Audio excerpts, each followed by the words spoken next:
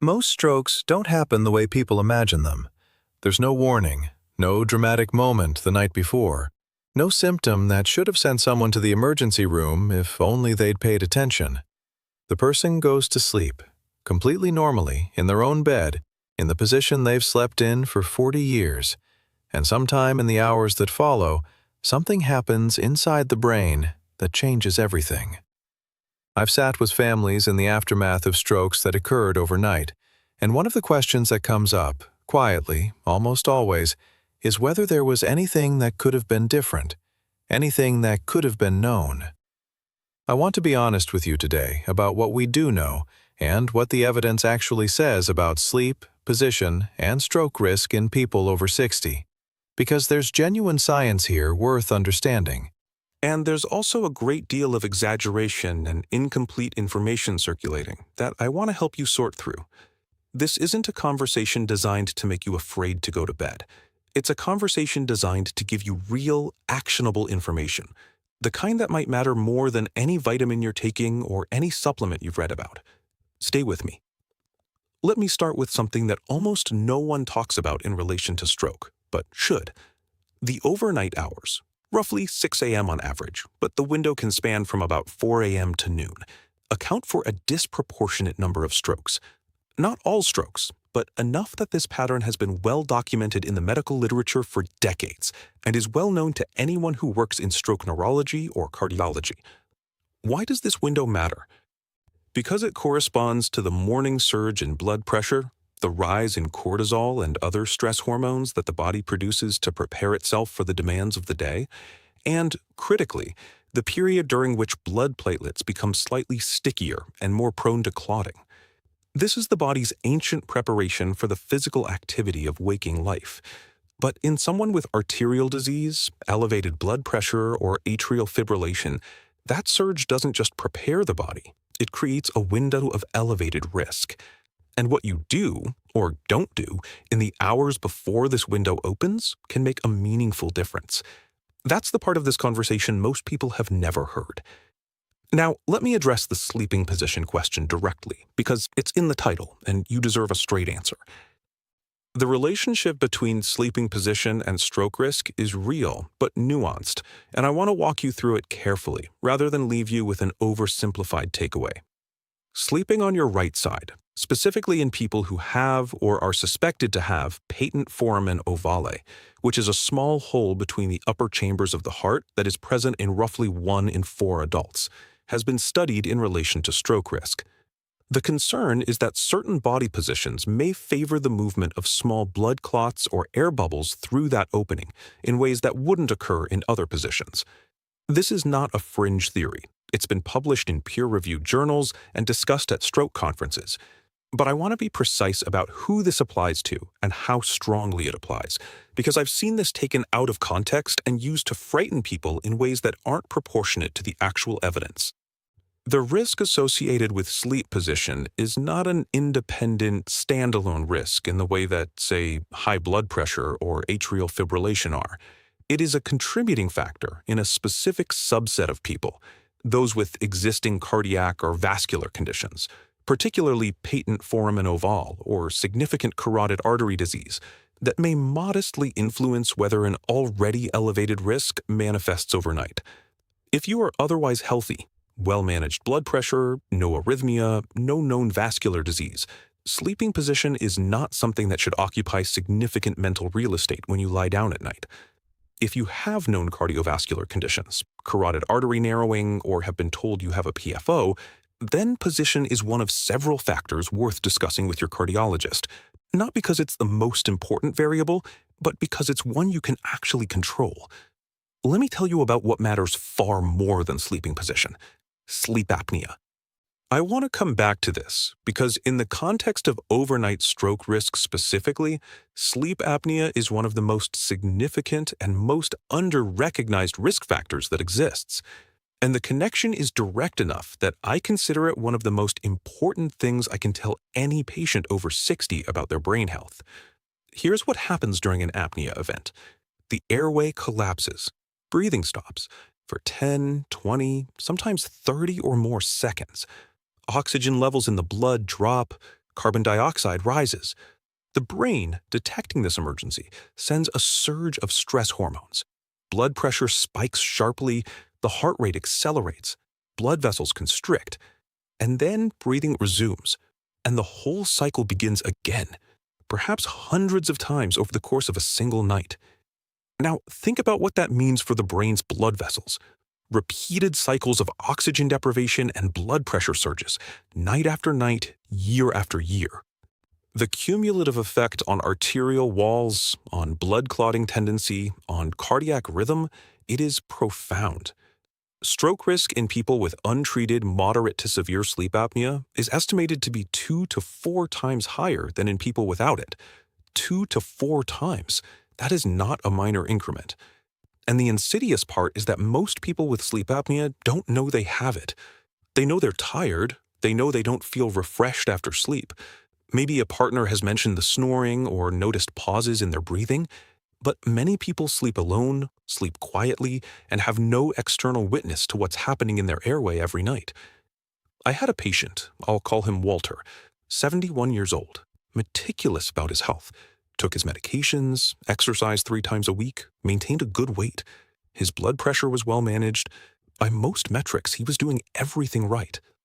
He had a minor stroke, what's called a TIA, a transient ischemic attack, in his sleep.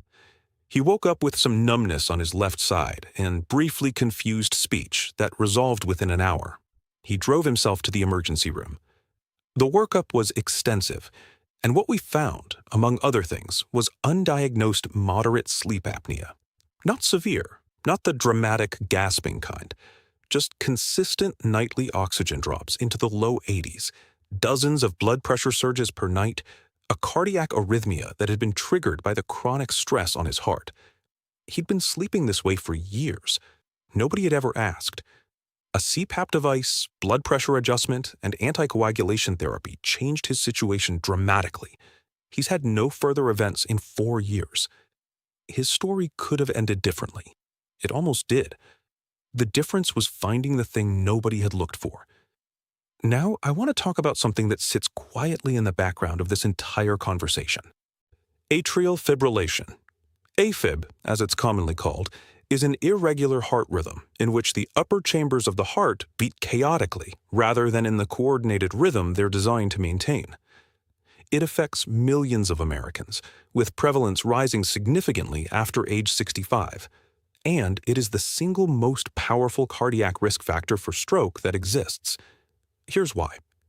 When the upper chambers of the heart fibrillate, when they quiver and flutter instead of contracting cleanly, blood doesn't move through them efficiently. It pools slightly, and pooled blood tends to clot.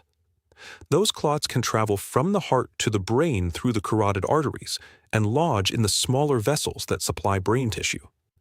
The stroke that results from an afibrillated clot is often more severe than other stroke types because the clots tend to be larger and travel further into the brain circulation.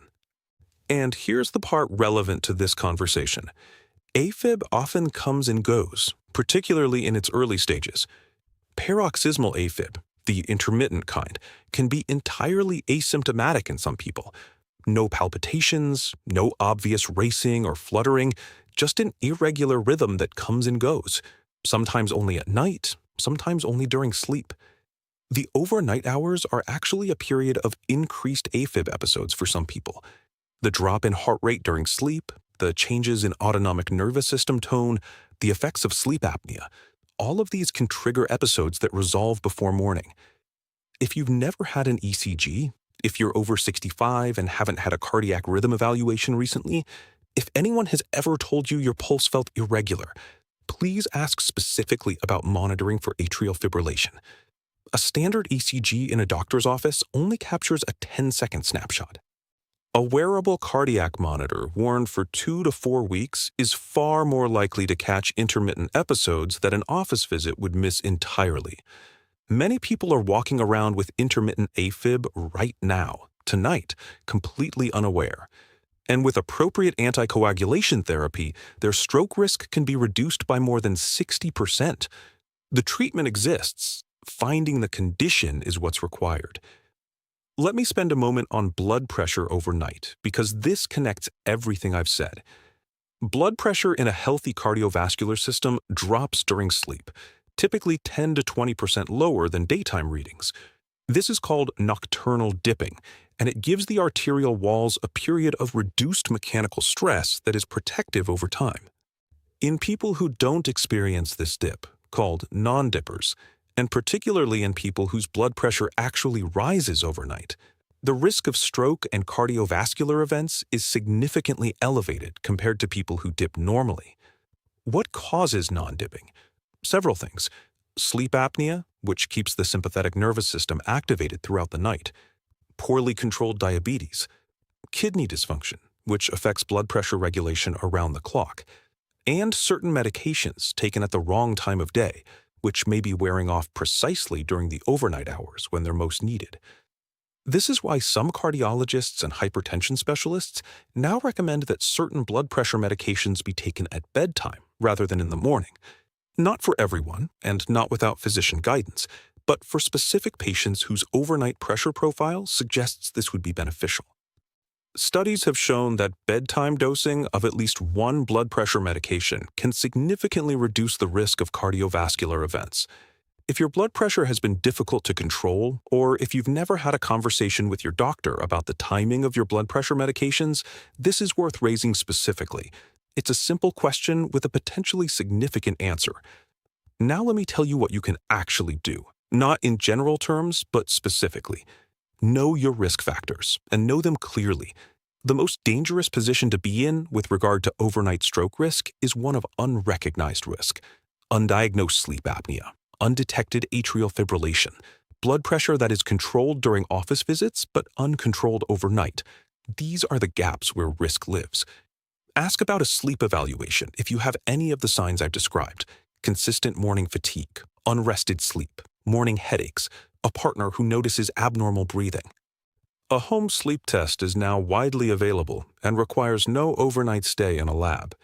Ask about cardiac rhythm monitoring if you have any history of palpitations, if anyone has commented on an irregular pulse, or if you've had any transient neurological symptoms: brief confusion, momentary vision changes, sudden weakness that resolved quickly that you may have dismissed. Take your blood pressure at home. Morning blood pressure, before medication and before coffee, is valuable information. So is blood pressure at different times of day. If there's significant variation, or if morning readings are consistently higher than you expect, that data matters, and your doctor should see it. If you have known cardiovascular risk factors and you've never discussed sleeping position with your cardiologist, you can raise it. The evidence doesn't support dramatic changes for most people, but for those with specific conditions like significant carotid artery disease or confirmed PFO with prior stroke, left-side sleeping has some evidence in its favor for reducing certain risk factors. This is an individualized conversation, not a blanket recommendation. And finally, aspirin. Many people over 60 take daily aspirin for stroke prevention based on old guidelines that have since been revised. Current recommendations do not support routine daily aspirin for primary prevention in older adults, meaning people who have not already had a stroke or heart attack, because the bleeding risk begins to outweigh the benefit. If you're taking daily aspirin for prevention and you haven't revisited this with a doctor in the last few years, that conversation is overdue. Here's what I want to leave you with. The overnight hours are not inherently dangerous. Sleep is restorative and essential, and your body needs it. But for people over 60 with cardiovascular risk factors, the night is also a period during which specific, identifiable processes can elevate risk, and most of those processes are either treatable or manageable once they're found. The theme of everything I've said today is detection, not fear, not vigilance that keeps you awake staring at the ceiling. Just the willingness to close the gaps in your own health picture, to ask the questions that might not have been asked, to treat a good night's sleep not as something to be anxious about, but as something worth protecting with the same intention you bring to every other aspect of your health. Walter is still doing well. He calls his CPAP machine the best doctor he's ever seen. He says it with a laugh, but I can hear the relief underneath it. The relief of someone who knows how close the thing was, and how different his life looks now because someone finally asked the right question. You deserve those questions to be asked too. Tell me in the comments, has any of this been on your mind? Have you been told you have sleep apnea or suspected it? Have you had your heart rhythm evaluated recently? Has your doctor ever talked to you about overnight blood pressure? I want to hear where you are in this. And if someone you love has risk factors that haven't been fully evaluated, share this with them. The conversation it starts might be the most important one they have this year. There's another video here about the warning signs of a silent stroke that people commonly overlook, the brief symptoms that pass quickly and get explained away. It connects directly to everything we talked about today, and it may help you recognize something you've already experienced. Sleep well tonight, and know that the most protective thing you can do before you close your eyes isn't a supplement or a particular pillow. It's knowing what's going on inside your own body.